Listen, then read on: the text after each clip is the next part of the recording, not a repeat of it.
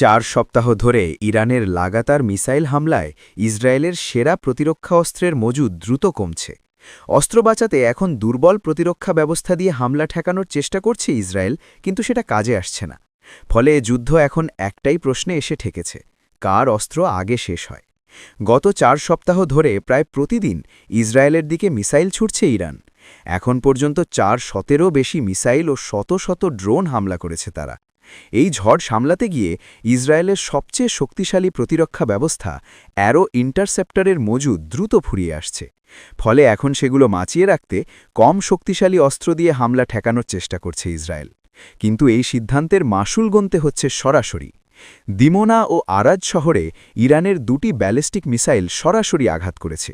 দুর্বল প্রতিরক্ষা দিয়ে সেগুলো ঠেকানো যায়নি। বৃহস্পতিবারও একাধিক মিসাইল ইসরায়েলের বিভিন্ন জায়গায় আছড়ে পড়েছে। মিসাইল ডিফেন্স বিশ্লেষক তাল ইনবার পরিষ্কার করে বলেছেন, সব ইন্টারসেপ্টরের সংখ্যাই সীমিত। লড়াই যত দীর্ঘ হচ্ছে, মজুদ ততই কমছে।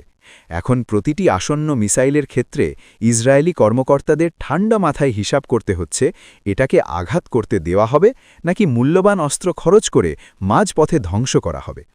সমস্যা হল, ইরান চাইলে অল্প খরচে অসংখ্য মিসাইল ও ড্রোন তৈরি করতে পারে। অপরদিকে ইসরায়েলের একটি ইন্টারসেপ্টর তৈরিতে লাগে প্রচুর অর্থ ও সময়। বিশ্লেষকরা বলছেন, এই মডেলে দীর্ঘদিন যুদ্ধ চালিয়ে যাওয়া সম্ভব নয়। এর প্রভাব শুধু ইসরায়েলের উপর নয়, ইউক্রেন সহ বিশ্বের অন্যান্য যুদ্ধক্ষেত্রেও পড়বে, কারণ এই অস্ত্রের মজুদ সারা বিশ্বের জন্যই এখন সংকটে।